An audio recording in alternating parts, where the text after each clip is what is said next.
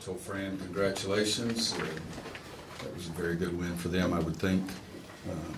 Maybe it's not that good a win the way we played, but they made plays.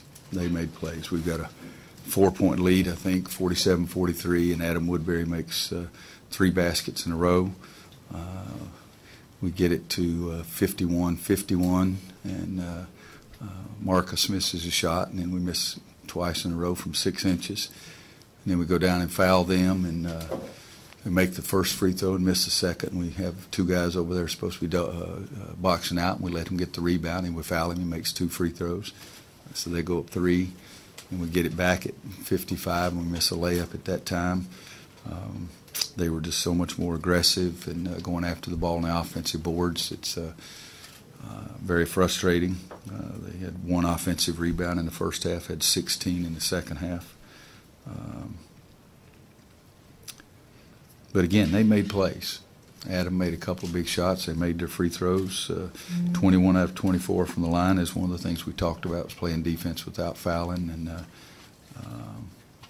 just got to congratulate them. I'm not very pleased right now, to say the least. Did you like the majority of your looks offensively? No, not at all. Not at all. We can't just be a jump shooting team, guys standing around and not moving inside. And run a set play one time, a guy goes the wrong direction, so I said, why should I play you? But we got to get guys who are supposed to be good basketball players got to play on game night. Last week you questioned the toughness after Butler. Did you do the same? Yeah. Yep. It's they wanted it more than we did. That's a sorry thing to say. It's a sad thing to say, but can't give up 12 points on offensive rebounds, 16 offensive rebounds in the second half. And, again, we still had opportunities, and we missed some opportunities.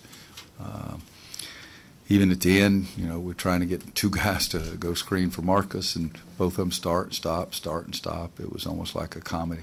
Except it wasn't very funny to me. You mentioned the missing twice from 6 inches there. Those close-in misses, is there something you worry about, or is that just kind of fix itself over time, or how do you feel about that? Pissed off. I don't know how to fix it. I mean, if I'm 6 inches away, I'm going to make the dadgum basket. That's how I'd fix it. I'd make the dadgum basket. Or you got the ribbon on. How tough was it for you tonight to be out there after yesterday?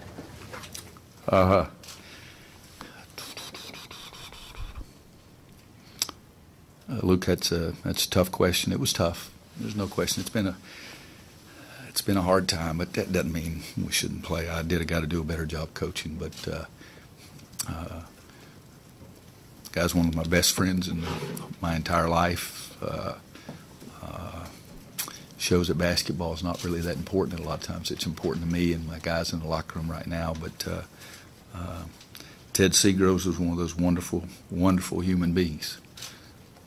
I would say that more people really knew Ted Seagrove than they do Roy Williams or Larry Fedora. And he didn't get quite the publicity that we get. But I've got to do a better job coaching my team. Life hands you a lot of things that you got to be able to handle. This is something that Roy Williams has got to handle. I appreciate you asking, too. How much can you coach toughness? We'll find out.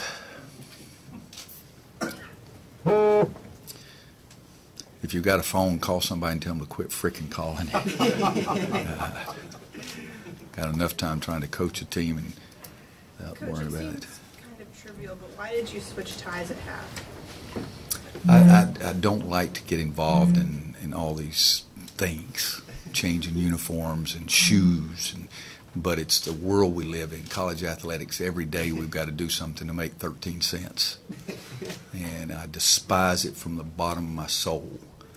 And I said, I'll wear a green tie. And it's a wonderful cause. God almighty, we recycle so much more. I got 10 tons of recycling every week and 3 ounces of garbage. But I just get tired of that stuff. I want to be a basketball coach, but we got to make 13 cents so we can have 28 sports here at this university, and it's hard. But I changed ties at halftime because I didn't like the way we played. And we played a little better the second half and then quit playing the last 5 minutes. But Keith Langford, that played for me at Kansas, changed shoes at halftime. If he didn't play well in the first half, and he always thought it was better for him. So I thought I'd try what Keith tried. It had nothing to do with the game. It's just Roy Williams being stupid. Coach, to follow up on Andrew's question, have you had success coaching toughness before? You've been coaching for a while. Yeah, I've been coaching for a while. It's right. It seems like tonight was about 15 years worth. You know, you just got to get guys that want to compete, and you know, you take guys in, put guys in, and other guys sit down. That's one way to teach it, but it didn't do very well tonight because we set a lot of guys on the bench because they weren't being productive. But it's got to be a continual thing. I mean, you got two guys boxing out one guy on a free throw, and that guy beats the two guys boxing out on a free throw. So at some point, you got to decide how important it is to you, and that's something that I can't do. I know how important it is to me, but some other people got to make their decisions too. How much with the offensive putbacks, and Bryce in particular, he's struggling putting the ball back. How much of that is an element of fitness? Well, I don't know. That's Bryce is 1 for 7. You know, you just got to jump up and make. You know, guys, we're talking about 6-inch putts. You got to focus and make the daggum thing. You know, it's you got to. If I knew all those things that go on inside a young man's brain, we never would have lost. Never. I've said this before. I majored in physical education here because I thought that's what you're supposed to major in as a coach. If I had it to do over again, I'd major in psychology. I'd probably be a better coach. I may not know how many lockers you need to have, but may not be able to coach gymnastics or teach somebody how to do a forward roll or what an épée is in fencing. But I think I'd be better off if I could figure out how to get a guy to make one from 6 inches and that kind of thing. Thank you. Good. Thank you.